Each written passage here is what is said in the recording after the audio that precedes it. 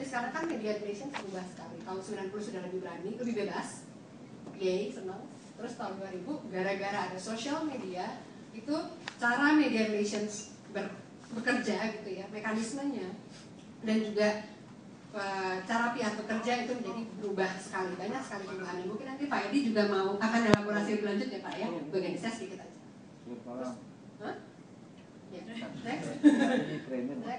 Terus, nah, ya ini saya sampaikan sebetulnya kadang-kadang juga tadi saya diskusi itu cuma kebalik. Nah, sebetulnya saya ingin sampaikan juga gini, kadang-kadang orang suka berpikir bahwa PR itu pokoknya media relations aja. Kadang-kadang kan lucu deh, di Jakarta sendiri yang saya asumsikan kayaknya juga industri PR-nya pertumbuhannya sudah lebih tinggi dan lebih banyak pakai PR. Itu beberapa orang tuh masih suka gini, oh kamu kerjanya public relations yang tukang telepon media. Padahal kan kerjaan kita lebih dari itu ya, bukan itu aja. Jadi when it comes media relations, kadang-kadang sayangnya masih ada yang berpikir asumsinya adalah hanya membagikan press release, menuliskan press release, padahal sebetulnya enggak. Jadi it's beyond dan press release dan hanya ngobrol sama media, kira-kira gitu. Jadi sebetulnya media relations itu apa ya? Next. Nah, jadi yang saya ingin sampaikan di sini sebetulnya secara saya cinta banget sama kerjaan jadi public relations ini. Again, saya ingat tadi orang tuh suka berpikir bahwa PR itu hanya kerjanya cuma sekedar press release dan membagikannya pada wartawan terus telepon gitu ya. Yang saya ingin sampaikan di sini sebenarnya adalah strategic media relations atau pekerjaan media relations itu yang perlu dipikirkan atau yang menjadi bagian paling penting adalah integral part of communication plan-nya. Jadi bukan hanya media relations yang orang suka berpikir bahwa ngobrol sama media dan ya udah kasih rilis aja. Again, it's beyond than that. Jadi yang penting adalah PR communication planning-nya. Di mana next? Yang penting adalah juga tentunya ya build your story. Kenapa perlu build your story? Supaya reputasi bisa terbentuk lewat the stories that kita develop gitu ya, kita rencanakan. Terus kemudian jelas target audiensnya. Kalau media relations yang hanya ngomong jeder-jeder sana kemari kan hasilnya juga tidak optimal, sebetulnya malah buang-buang effort dan tenaga. Terus kemudian jangan lupa establish your alliances atau jelas kita punya mitra, kalau menurut saya itu penting sekali menjadi bagian dari media relations juga, nanti saya sambil jelaskan. Punya teman banyak sih sebetulnya gitu ya, yang tentunya sepaham dengan kita. Sekarang gini contoh paling gampang, ada yang pakai Facebook nggak di sini?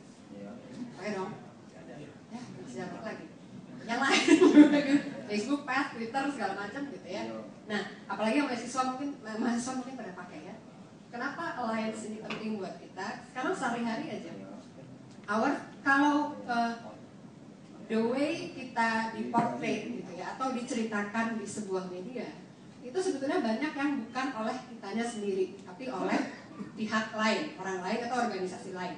Contoh kayak di Facebook. Misalnya kita hari ini ngopi gitu, apalagi di seminar ini. Kan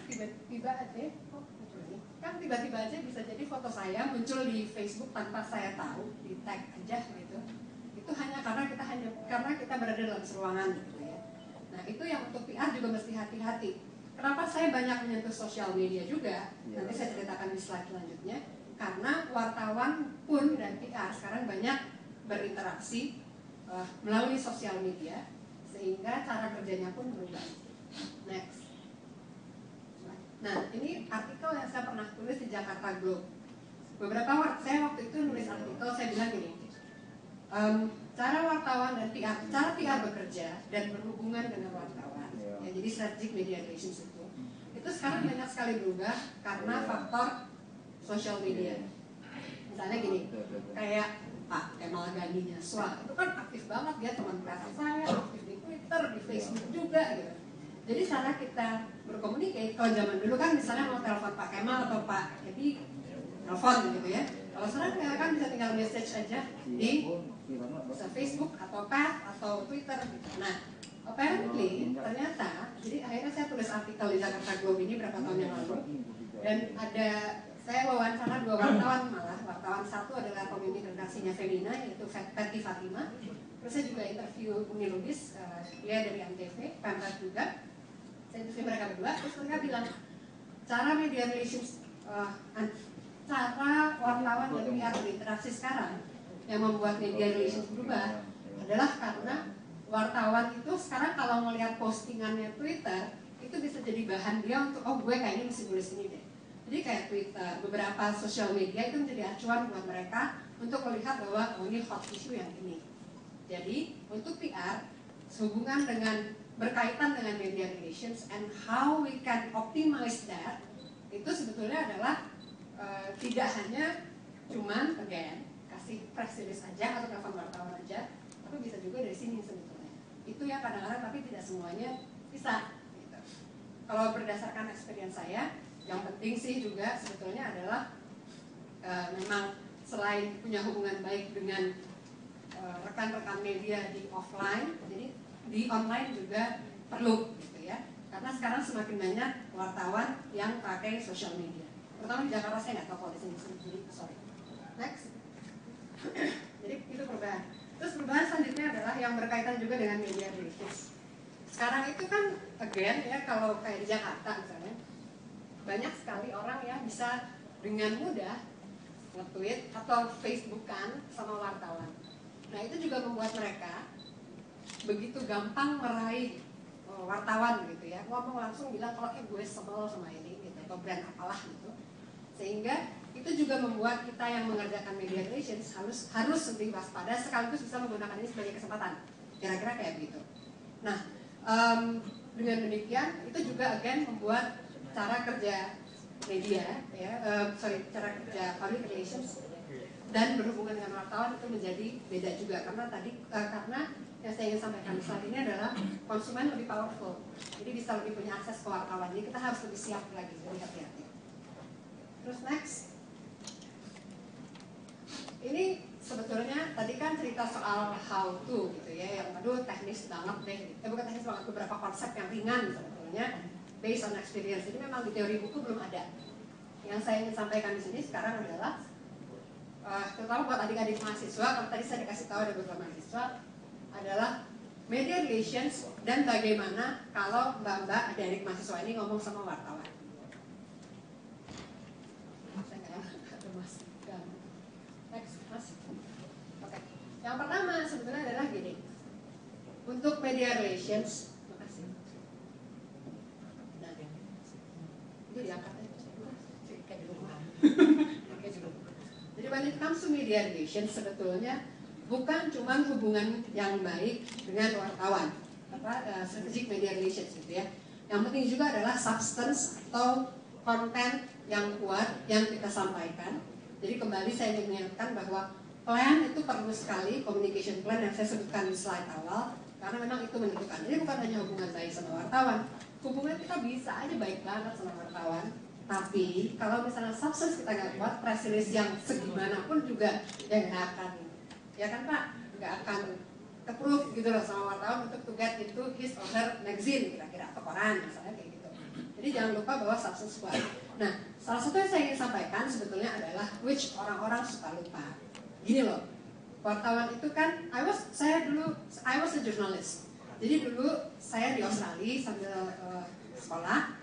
Saya juga jadi penulis lepas untuk bidang environmental gitu ya. Jadi saya ngerasa waktu itu bahwa dulu saya idealis banget.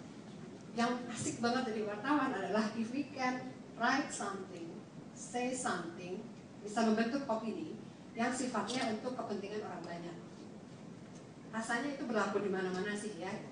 Nah, jadi kembali ke situ, kalau kita ingin menyampaikan message yang accepted gitu, disukai oleh wartawan dan diterima, kalau menurut saya yang berdasarkan pengalaman juga adalah sesuatu yang sifatnya tidak self-center atau tentang kita banget, tapi sesuatu yang memang untuk kepentingan orang banyak.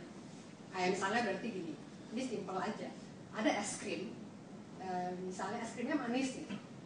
Kalau kita orang marketing, kita bisa bilang bahwa kita pasang ad berbayar. Kita bisa bilang bahwa ini es krim manis banget, rasanya enak, strawberry, lalala.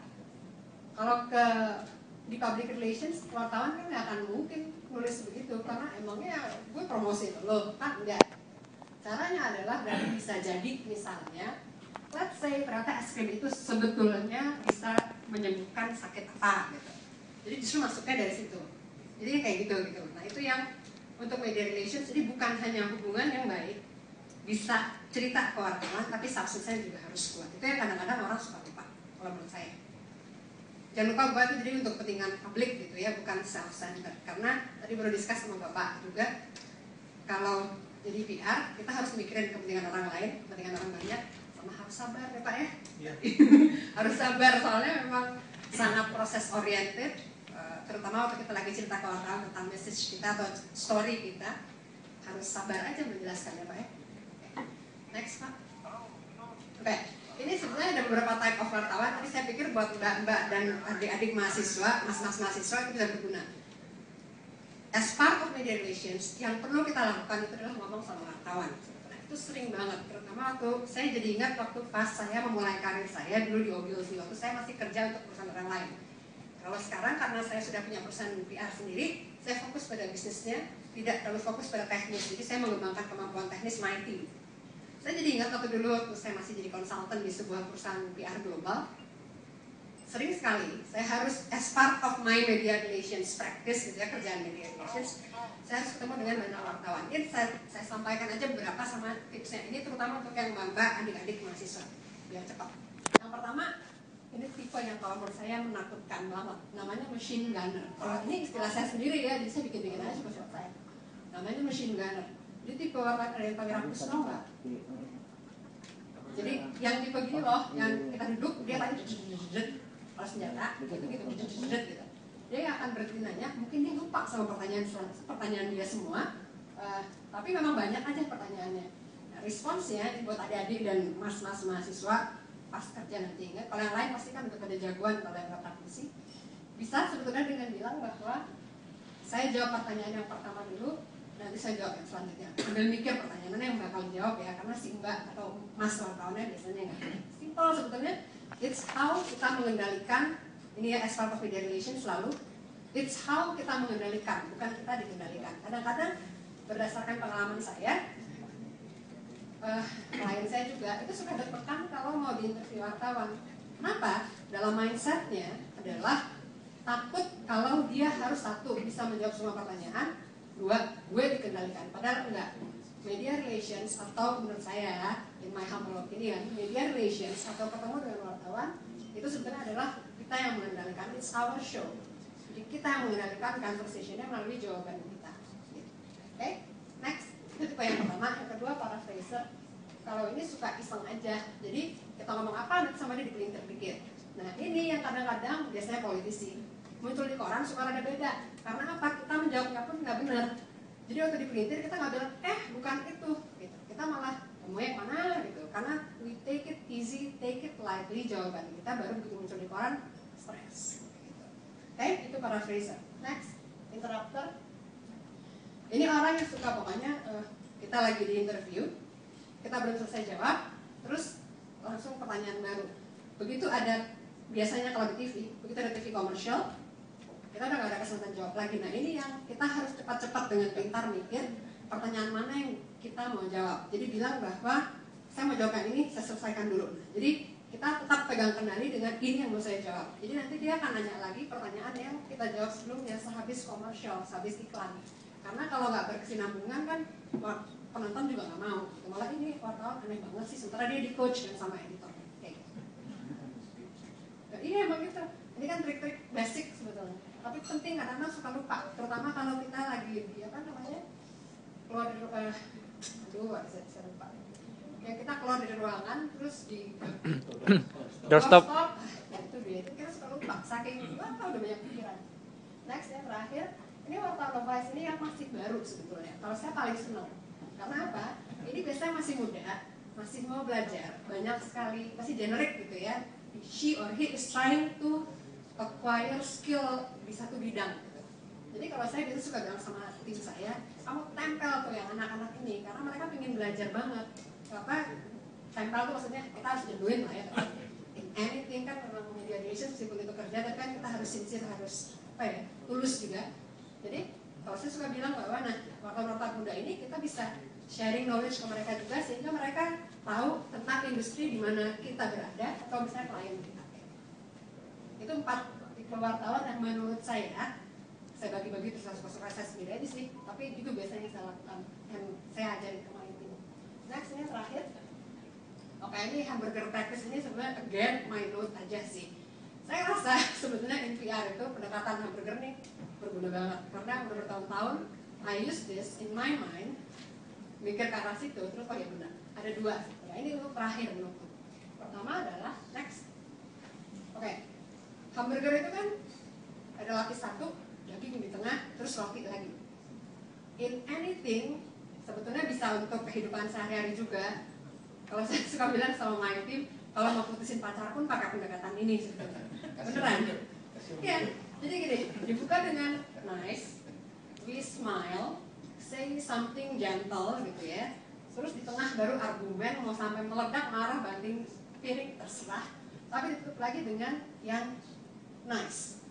When we talk to media, saya untuk ke semua orang juga, when we talk to media, please use, kalau menurut saya disarankan untuk memakai pendekatan ini. Karena apa? Hubungan akan tetap baik, tapi kita menyelesaikan masalah. Jadi kita tidak meninggalkan masalah atau cerita mengambang gitu ya. Jadi dia harus mendapatkan substance yang kuat dan hubungan tetap baik, sehingga kalau next selanjutnya lebih enak lagi. Kira-kira gitu. Jadi again, seperti saya sampaikan tadi, harus sabar karena ada prosesnya, dan sangat relationship oriented. Kedua, ini yang terakhir.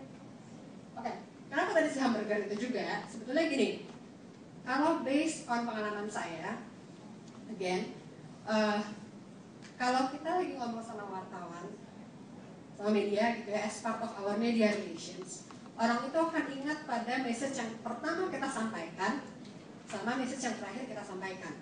Semoga tadi semua pada ingat message yang pertama, kita ingatnya bagian Liverpoolnya aja. Nah, tapi kira-kira gitu. Jadi jangan lupa bahwa dibuka dengan poin yang kita ingin sampaikan. Sama kayak di press release kan 5W1H itu harus ada di bagian awal. Terus baru nomor di tengah-tengahnya masalah yang lebih beratnya. Tapi yang mungkin tidak, bukan lebih berat. Di bagian kedua adalah yang mungkin technical banget gitu ya, when we call wartawan. Baru di bagian ketiga adalah penutup untuk menjelaskan ini loh maksud saya tadi message-nya yang pendek hanya. Jadi poin penting, penjelasan, baru poin penting lagi di bawah. Jadi itu yang saya bilang tadi ada 2 poin tentang hamburger itu. Sama kan, jadi selalu 3 lapis, dimana menurut saya sih rasanya berguna banget untuk media. Itu aja sih, simple aja sih Kak. Thank you, ini email dan kontak.